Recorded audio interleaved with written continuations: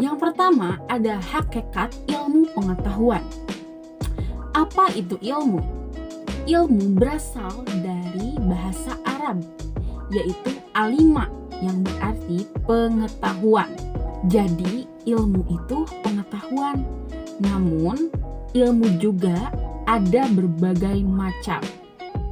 Nah, di sini ilmu memiliki 3 kategori. Yang pertama, hipotesis, yang kedua, teori, yang ketiga, dalil hukum.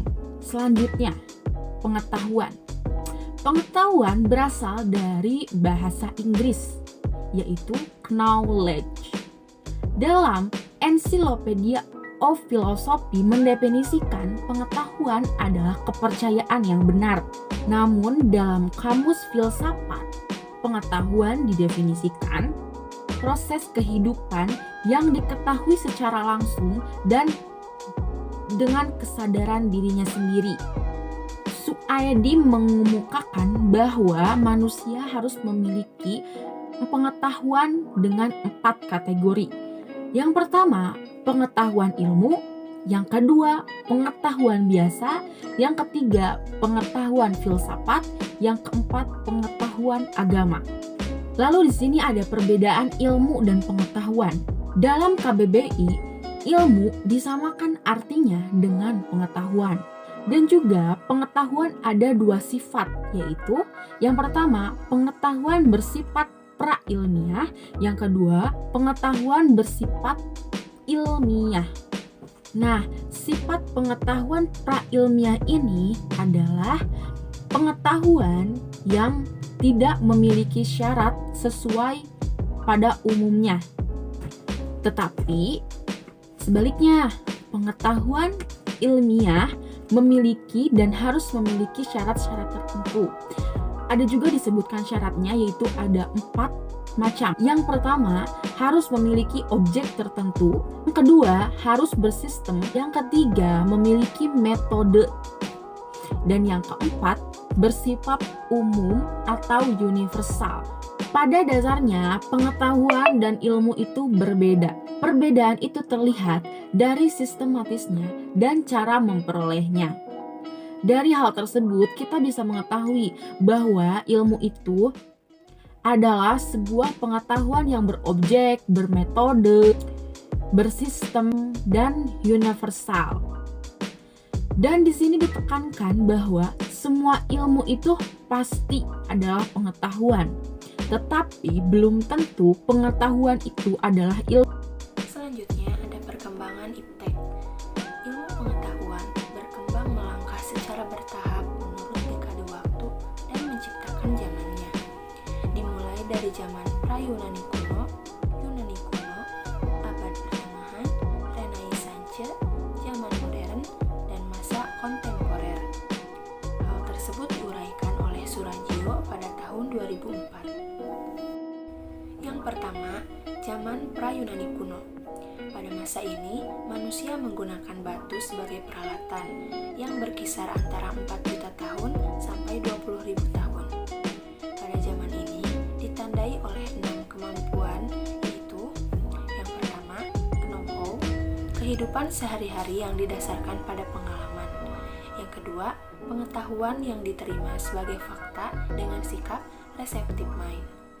Yang ketiga, kemampuan menemukan abjad dan sistem bilangan. Yang keempat, pemikiran manusia ke tingkat abstraksi. Yang kelima, kemampuan menulis dan berhitung yang didasarkan pada sintesa. Selanjutnya yang keenam, kemampuan meramal pada peristiwa yang sebelumnya pernah terjadi. Selanjutnya beralih ke zaman Yunani kuno. Yunani pada masa itu dianggap sebagai gudang dari ilmu dan filsafat. Bangsa Yunani pada masa itu tidak lagi mempercayai mitologi-mitologi. Bangsa Yunani juga tidak dapat menerima pengalaman yang didasarkan pada sikap receptive attitude atau sikap menerima begitu saja, melainkan menumbuhkan sikap uninquiring attitude, sikap yang senang menyelidiki sesuatu secara kritis. Selanjutnya beralih pada zaman abad pertengahan. Para ilmuwan pada masa ini hampir semua adalah para teolog, sehingga aktivitas ilmiah terkait dengan aktivitas keagamaan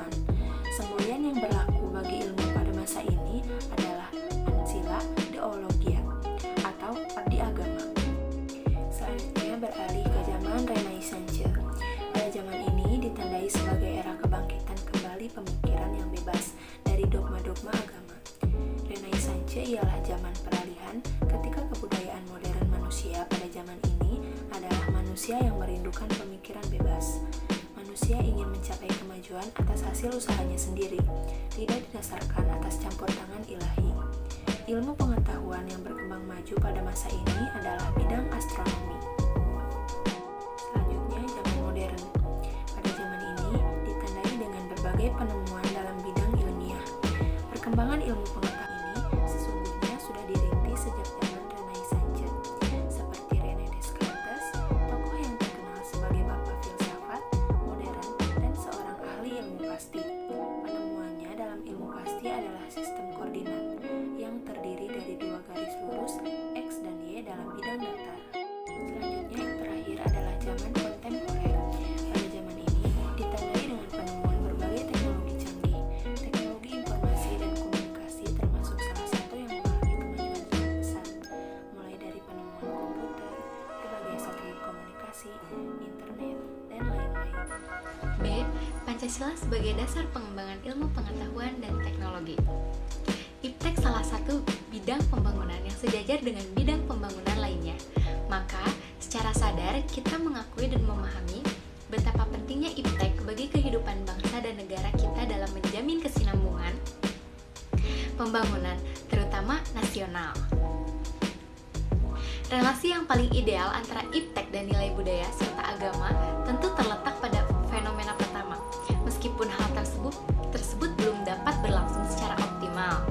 Mengingat keragaman agama dan budaya di Indonesia itu sendiri keragaman tersebut di satu pihak dapat menjadi kekayaan, tetapi di pihak lain dapat memicu terjadinya konflik. Fenomena kedua yang menempatkan pengembangan IPTEK di luar nilai budaya dan agama jelas bercorak positivistis. Fenomena ketiga yang menempatkan nilai budaya dan agama sebagai mitra dialog merupakan sintesis yang lebih memadai dan realistis untuk diterapkan dalam pengembangan IPTEK di Indonesia. Pancasila sebagai ideologi negara merupakan kristalisasi nilai-nilai budaya dan agama dari bangsa Indonesia. Kelima nilai dasar Pancasila yakni ketuhanan, kemanusiaan, persatuan, kerakyatan, dan keadilan merupakan pondasi yang paling kuat bagi Indonesia untuk mengembangkan IPTEK. Bahkan, menemukan IPTEK dengan syarat mutlak IPTEK tersebut tidak bertentangan dengan nilai-nilai Pancasila. C. Urgensi kedudukan Pancasila sebagai dasar pengembangan IPTEK. Yang pertama, urgensi Pancasila sebagai dasar nilai pengembangan kemajuan IPTEK tidak selalu memberikan dampak positif bagi proses kemandirian dan sikap menghargai hasil produktivitas dalam negeri. Apakah ilmu itu bebas nilai atau tidak? Menurut Surajio, paling tidak ada 3 faktor sebagai indikator bahwa ilmu pengetahuan itu bebas nilai, yaitu A. Ilmu harus bebas dari pengandaian-pengandaian, yakni bebas dari pengaruh eksternal seperti faktor politis, ideologi, agama, budaya, dan unsur kemasyarakatan lainnya. B. Perlunya kebebasan usaha ilmiah agar otonomi ilmu pengetahuan terjamin. Kebebasan itu menyangkut kemungkinan yang tersedia dan penentuan diri. C. Penelitian ilmiah tidak luput dari pertimbangan etis yang sering dituding menghambat kemajuan ilmu, karena nilai etis itu sendiri bersifat universal. Namun, menurut sastra prateja, setiap ideologi negara harus mampu kedudukan Pancasila sebagai landasan kebijakan pengembangan IPTEK. Di antaranya adalah A. Pengembangan ilmu pengetahuan harus menghormati keyakinan religius masyarakat karena dapat saja penemuan ilmu yang tidak sejalan dengan keyakinan religius, tetapi tidak harus dipertentangkan karena keduanya mempunyai logika sendiri. B. Ilmu pengetahuan ditujukan bagi pengembangan kemanusiaan dan dituntun oleh nilai-nilai etis yang berdasarkan kemanusiaan. Masih menurut pendapat sastra prateja, Pancasila sebagai landasan etika pengembangan IPTEK adalah A. Pengembangan IPTEK terlebih yang menyangkut manusia haruslah selalu menghormati martabat manusia, misalnya dalam rekayasa genetik. B. IPTEK haruslah meningkatkan kualitas hidup manusia baik sekarang maupun di masa depan. C. Pengembangan IPTEK hendaknya membantu pemekaran komunikasi manusia baik secara global, nasional, dan lokal. D. IPTEK harus terbuka untuk masyarakat, lebih-lebih yang memiliki dampak langsung kepada kondisi hidup masyarakat. Iptek hendaknya membantu penciptaan masyarakat semakin lebih adil. Konsep Pancasila sebagai dasar nilai pengembangan ilmu pengacu pada beberapa jenis pemahaman, diantaranya A. Setiap ilmu pengetahuan dan teknologi yang dikembangkan di Indonesia haruslah tidak bertentangan dengan nilai-nilai yang terkandung dalam Pancasila. B. Setiap iptek yang dikembangkan di Indonesia harus menyertakan nilai Pancasila sebagai faktor internal pengembangan ilmu pengetahuan itu sendiri. C. Nilai-nilai Pancasila berperan sebagai normatif bagi pengembang iptek di Indonesia. D. Setiap iptek berasal dari budaya dan ideologi bangsa Indonesia sendiri atau yang lebih dikenal dengan istilah indigenisasi ilmu. Dasar uraian pandangan mengenai Pancasila sebagai dasar pengembangan ilmu sebagaimana dikemukakan di atas mengenai makna yang berbeda-beda, yakni pertama bahwa iptek tidak bertentangan dengan nilai-nilai yang terkandung dalam Pancasila, mengandung asumsi bahwa iptek berkembang secara otonom. Kedua, bahwa setiap iptek yang berkembang di Indonesia harus menyertakan faktor-faktor internal mengandalkan bahwa sejak awal pengembangan iptek harus sudah melibatkan nilai Pancasila. 3. Bahwa nilai Pancasila berperan sebagai rambu normatif bagi pengembang iptek yang mengasumsikan bahwa ada role of the game yang harus disepakati oleh ilmuwan sebelum ilmu itu dikembangkan. Keempat, menempatkan bahwa setiap pengembangan iptek harus berakal dari budaya dan ideologi bangsa Indonesia dan memandang bahwa Pancasila bukan hanya sekedar dasar nilai pengembangan ilmu, tetapi sudah menjadi paradigma ilmu yang berkembang di Indonesia. 2. Alasan diperlukannya Pancasila sebagai dasar nilai pengembangan. Yang pertama, pluralitas nilai yang berkembang dalam kehidupan bangsa Indonesia dewasa seiring dengan kemajuan iptek menimbulkan perubahan dalam cara pandangan manusia tentang kehidupan. Yang kedua, dampak negatif yang ditimbulkan kemajuan iptek terhadap lingkungan hidup berada dalam titik nadir yang membahayakan eksistensi hidup manusia yang akan datang. Ketiga, perkembangan iptek yang didominasi negara-negara barat dengan politik global ikut mengancam nilai-nilai khas dalam kehidupan bangsa Indonesia seperti gotong royong, solidaritas, spiritualitas, dan lain-lainnya. Yang keempat, kehidupan global menggantikan nilai-nilai kearifan lokal. 3. Dinamika dan tantangan Pancasila sebagai landasan pengembangan iptek. Yang pertama, kapitalisme sebagai menguasai perekonomian di dunia termasuk di Indonesia. Yang kedua, globalisasi yang menyebabkan lemahnya daya saing bangsa Indonesia dalam mengembangkan iptek. Yang ketiga, konsumerisme yang menyebabkan Indonesia menjadi pasar bagi produk negara-negara lain yang lebih maju. Yang keempat, pragmatisme yang berorientasi pada 3 ciri yaitu workability, satisfaction, dan result.